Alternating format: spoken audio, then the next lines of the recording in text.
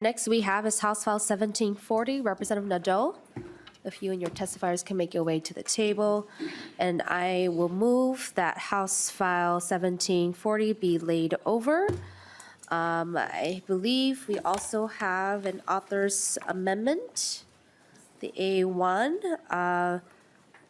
And then I think it seems like it's a technical amendment, correct, Representative Nadeau? That's correct. Okay. Co-Chair McDonald, would you like to move to the A1 to get in the shape of the author you would like it to be? Madam Chair, yes, I'll move the technical amendment for 7.5 fiscal year 2027. So I'll move that 1740, A1 amendment. All right, any discussion to the A1? Seeing none, all those in favor say aye. Opposed say nay. The amendment is adopted. So to your bill, Representative Nadeau. Thank you, Chair Vang and Chair McDonald and members. It's the first time in my that I'm in your committee, so it's been interesting. So thank you.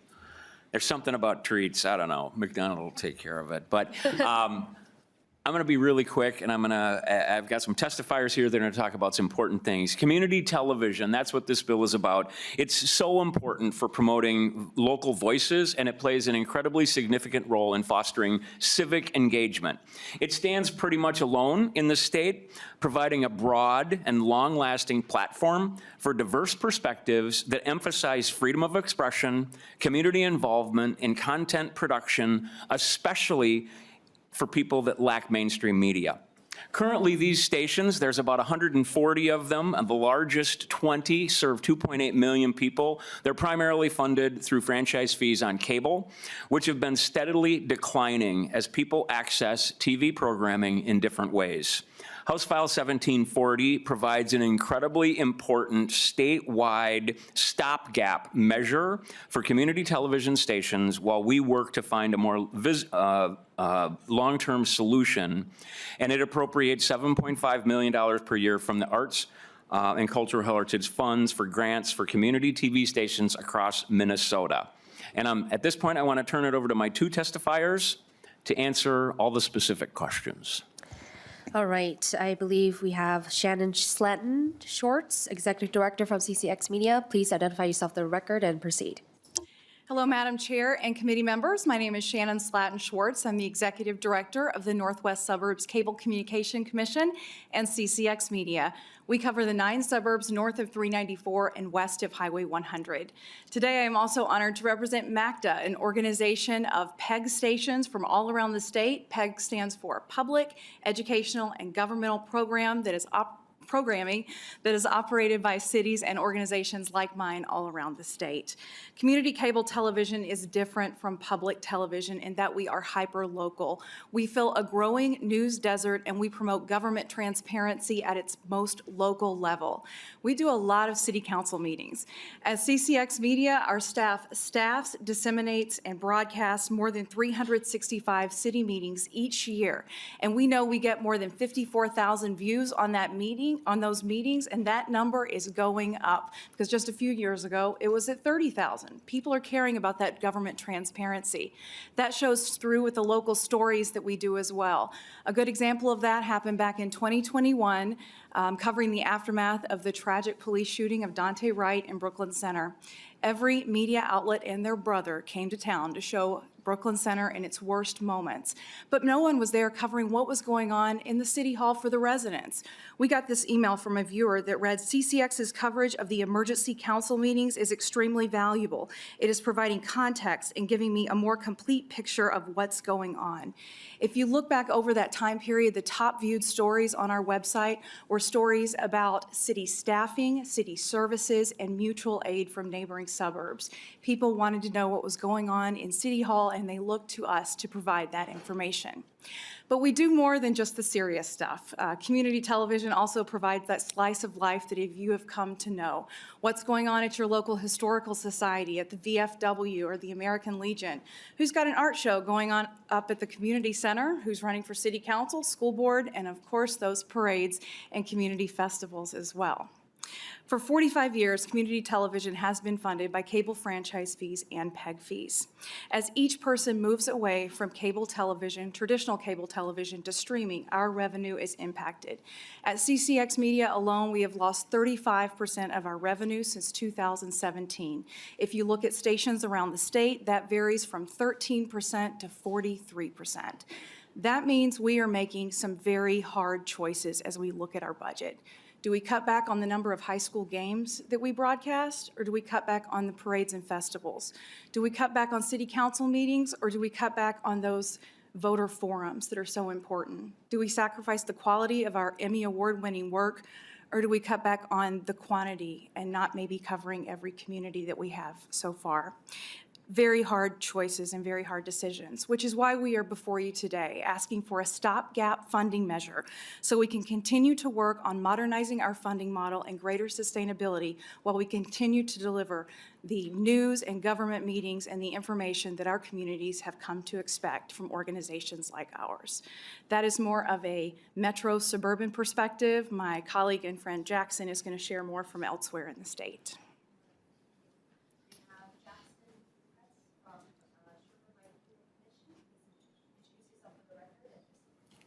Thank you, Chair Vang, Chair McDonald, members of this committee.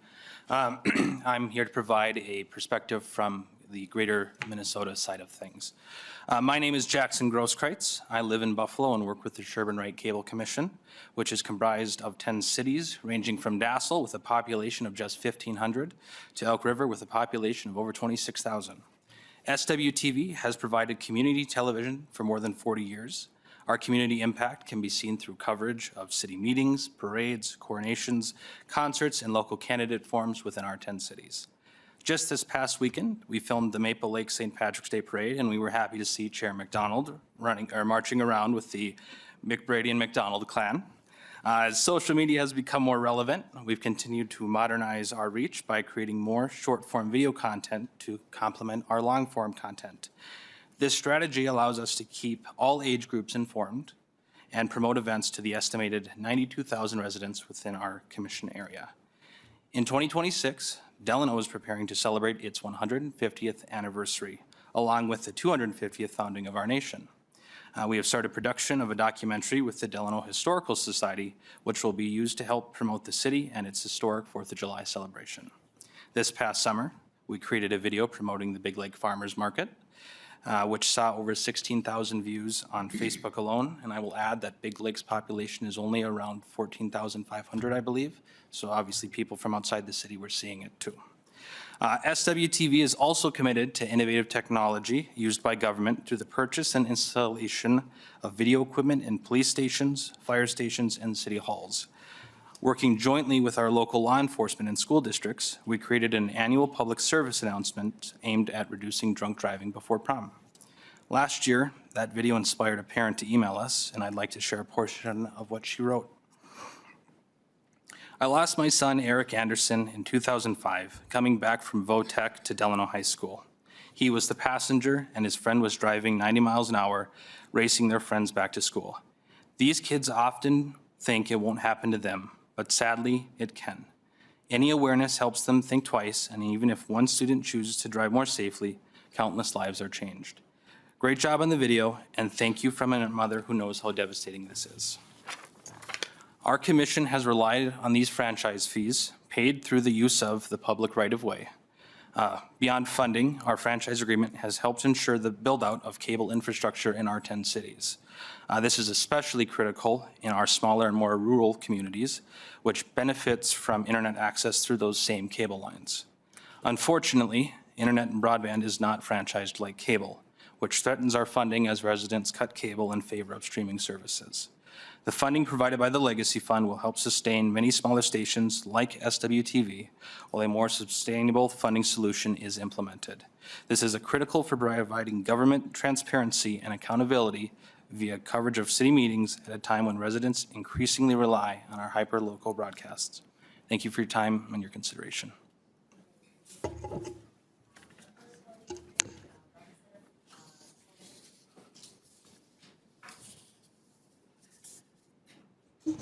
Thank you so much, Chair Vang. Just a quick statement on strong support for House File 1740. As a beneficiary of CCX, specifically media, obviously I stand strong in support of this bill, recognizing its vital role in preserving and expanding community media access in Minnesota. From covering my high school, because I went to Cooper High School, covering my high school track meet to basketball meets to when I won Miss Africa Minnesota, you guys came over and did a story on that and the work that I was doing in the community, to again, as you referenced, Shannon, the coverage on Dante Wright. I lived in Brooklyn Center during that time, and as a community leader there, you know, CCX was very instrumental in really voicing the community voices and making sure the community voices was out there. And, you know, just working now as a legislator and doing my candidate forum and candidate profile. So I just want to basically say that, you know, CCX team, you know, has made a very intentional, you know, steps in making sure that community voices are being told, issues are being covered, and all of the voices are being heard. And so I'm in support of local media, and it is more important than just news source, right? It is a bridge that connects all of us, informs us, and empowers us. So House File 1740 provides a much needed, you know, reliable news and information. But we must also push, like you talked about, long-term sustainable funding solutions to keep community media thriving. And I also want to note, I was actually at the studio yesterday with a young lady from the Kenyan community who was doing a story on my journey to the legislator. And she shared about her experience. She came there for a tour, and she was like, I'm interested in journalism. And honestly, your team took her on and provided that space for free, and she started creating, you know, and being innovative. And right now, she shared how she had won a scholarship to go to LA and pursue journalism. And it's because of the work that she did through CCX and the team over there. And then I realized that you guys have free, like, you have like, a free resource. You know, folks from the community can come in and do stories and use your podcast resources for free. So what am I trying to say? This is an amazing opportunity for us as a legislator to continue to support the community work that you are doing in expanding the voices of the community, not only in the Midwest suburbs, but across the entire state of Minnesota. So thank you so much. And thank you to my colleague, Representative Andal, for bringing this up and for supporting this bill. Thanks. Thank you, Chair, and thank you, Representative. It sounds like you're quite connected, and as you were talking, I was thinking, you know, like maybe one of your taglines, and you came out right away in the beginning, we aren't NPR, you know, and one of the other tags is we don't have NPR salaries, but we'd like to use those salaries. I believe you are in Ely, Minnesota, and I know when we have our community TV, when we have hiccups and it's not on, you know. And when I was mayor of Ely, you knew immediately. And it's something that I think a lot of people confuse. They think it is public TV, whatever it is, and they forget that it's not. And I'm just trying to figure out, it is a challenge. I reach out, I mean, I wouldn't mind coming in and trying to figure out how to raise more money for you, because this really is where the rubber hits the road. This is people, and it's instant. It's, you know, it's like the other programming, you know, NPR tries to do this, but they're at like another 1,000-foot level. They're up there, and they do a good job of it.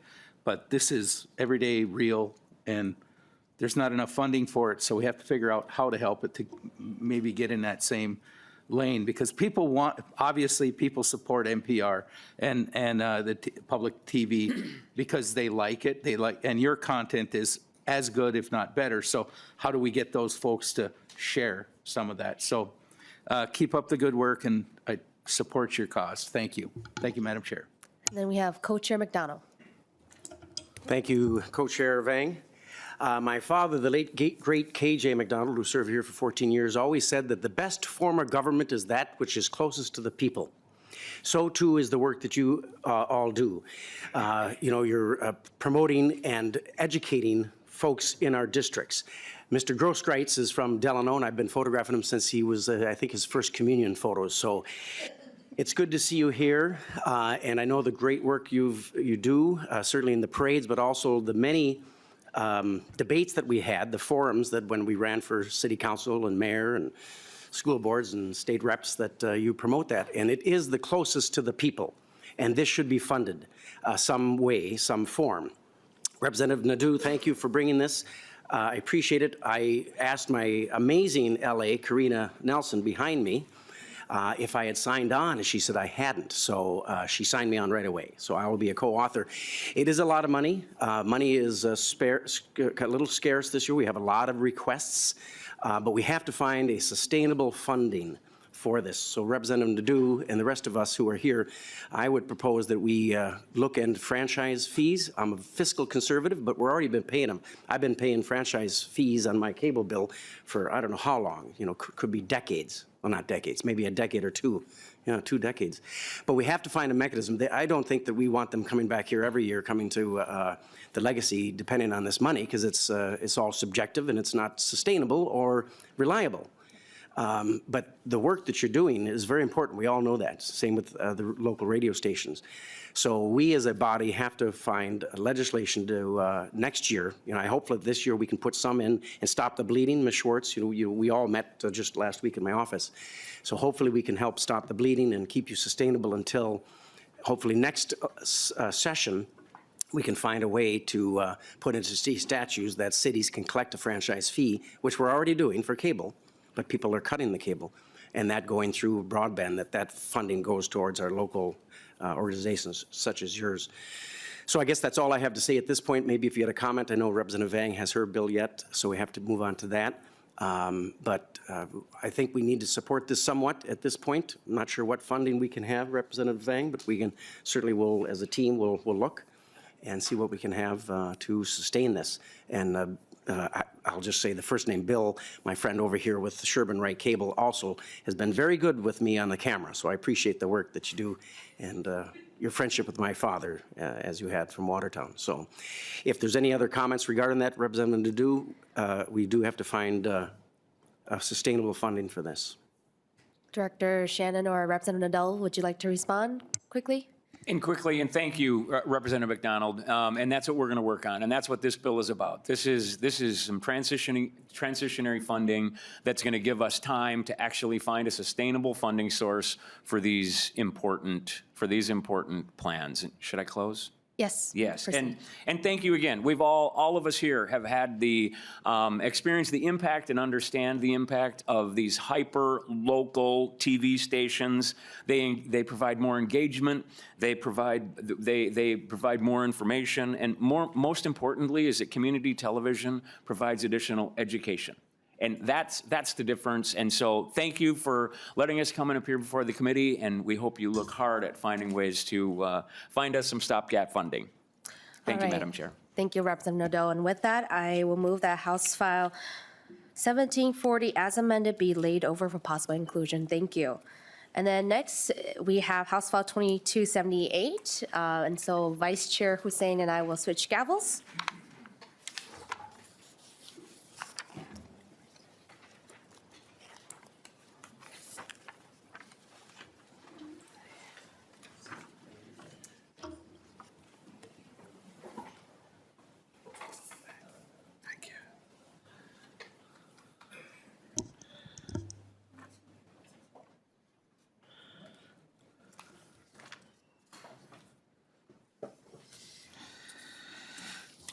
Chair Vang moves House File 2278 be laid over. Chair Vang has an amendment, A1. Would you like to move your A1? Yes, thank you, Mr. Chair. Yeah, I do have the A1 amendment. This is just to make sure that it's in the shape that I would like the bill to be. And I will ask the committee for their support. Thank you very much. Is there any discussion in the A1 amendment? As seen none, all those favor say aye. Aye. All opposed, nay. Thank you, Chair Vang. Explain your bill. All right. Well, thank you, Mr. Chair and members of the committee. Bear with me as I present this last bill here. As we heard today from many media groups that we fund through the Legacy Amendment, I'm proud to present a significant media stakeholder that should receive legacy funding. They provide similar but necessary content for communities who rely on especially language access to understand and know what is happening in mainstream or local news. Ethnic media provides critical information and translation and covers stories that impact the most within the community they serve, whether that's highlighting local community achievements to issues directly impacting the community. With me here today is 3 Hmong TV. The Hmong way is Bay Hmong TV, but the Americanized version is 3 Hmong TV. It's one of the few well-known providers for the Hmong community.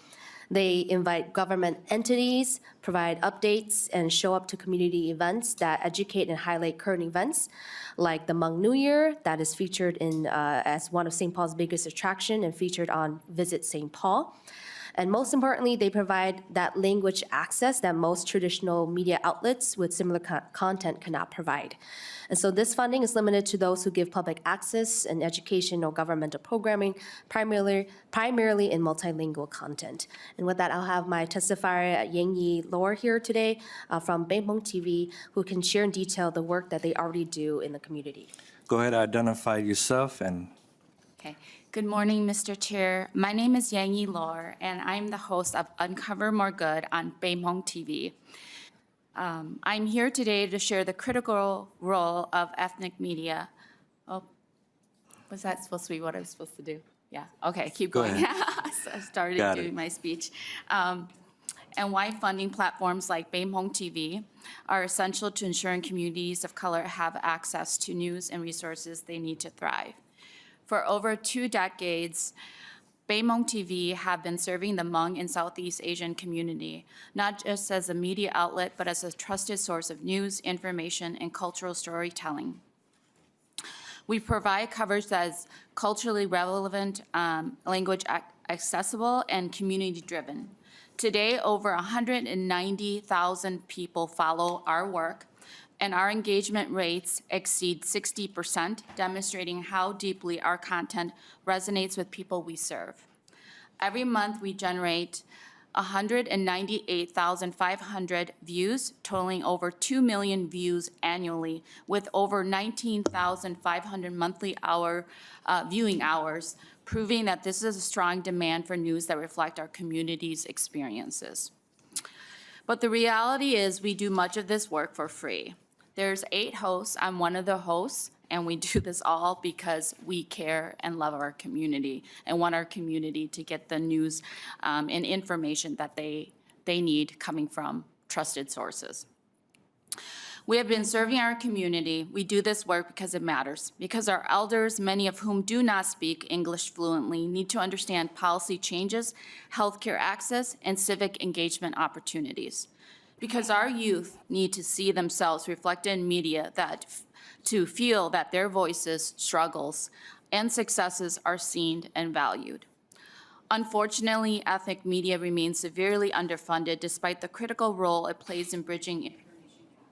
According to the Press Forward Minnesota Media Landscape Report, mainstream media has historically neglected diverse communities, leading 68% of BIPOC audiences to rely on social media for news rather than traditional outlets. This is not because they don't care about staying informed. It is because mainstream media isn't meeting their needs. Furthermore, 87% of BIPOC-led media entrepreneurs report that funding decisions are inequitable, and only 21% receive enough funding to sustain operations. This is the reality we face. Without investment in ethnic media, we risk entire communities disconnected from essential news, civic engagement, and economic opportunities. But when ethnic media is supported, communities are empowered. Research shows that when people have access to information, their language, civic participation increases, health outcomes improve, and cultural identity strengthens. Media is not just a storytelling tool, it's a tool for empowerment. And when communities are empowered, they thrive. And when they thrive, we all thrive. So I urge this committee to invest in the future of ethnic media, such as Baim Hong TV. We are directly in the community, understand our community, and deserve an ecosystem that represents them, informs them, and elevates their voices. Thank you for your time and consideration. Chair Vang, thanks for bringing this bill forward. I understand, I just want to make a comment that my dad, my aunt, and many elders are relying on this kind of TV because we do have a Somali public TV. And in order for them to kind of understand what's going on in the planet, this is how they get their story. The bills that we pass, the work that we're doing in the state level, the budget and everything, they rely on the public TVs and they understand. So it is a very important. Is there any discussion on this bill? Representative Cha. Thank you, Chair Singh. Thank you to Representative Sam, Chair Vang, to bring this bill forward. I just have a couple of comments, and I want to kind of lay this out. Is that although Three Hmong TV is locally in the state of Minnesota, that it reaches all the way to as far as Laos and Thailand. That it reaches as far as China, and it reaches far beyond just the borders of the United States of America. As Hmong Americans in the state of Minnesota, we are at the center and pinnacle of the Hmong community throughout the world. And it shows and it reflects in the 9 state legislatures that we have here in the state of Minnesota. And that's the importance of funding such channels like this. I also want to emphasize that we must continue to look for the stations that are transparent, that are really doing the work in community.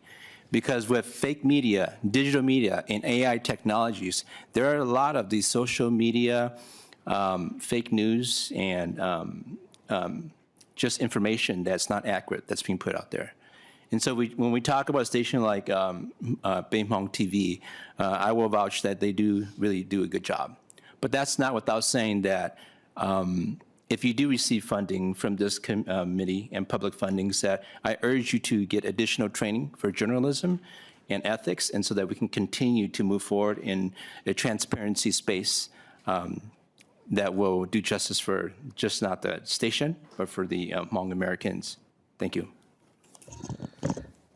Any comment? All right, Representative Smamali Hasley. Thank you so much, Chair. Thank you so much, Chair Vang, for bringing this bill to our attention.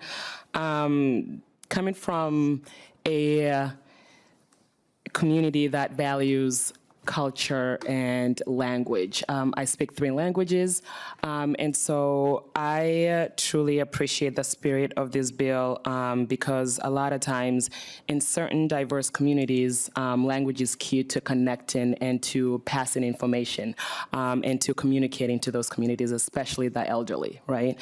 And so I am curious to know, again, being a new member here, is this the first time this is being appropriated? Mr. Chair? Yes, go ahead. Yes, that is correct, Representative Mani Hudsley. It's the first time that I believe ethnic media or Baim Hong TV specifically has come to ask for funding. Thank you so much for that. And so if this is going to the Board of Directors of Minnesota Humanities Center as a grant program, I take it going back to my colleague here, Representative Cha, other ethnic communities who would want to participate in partaking of this grant, they would go through the grant process, correct? Representative Vang. Mr. Chair, yes, that is correct. Okay, I appreciate that so much because I definitely do know a lot of other ethnic groups that are doing amazing work out here, but because they don't have visibility, they might not even know that this grant exists, so I appreciate that. Thank you. Thank you, and Chair Liddy. Thank you, Mr. Chair, and Chair Vang, thank you for bringing us forward. I'm excited to see this new development that you're bringing forward, and I think it's actually really exciting. I just had to chuckle. I was honored enough to be invited to a Hmong New Year. I, often try to go to many of them, but this year I was invited to one, and Chair Vang is actually a true viewer of your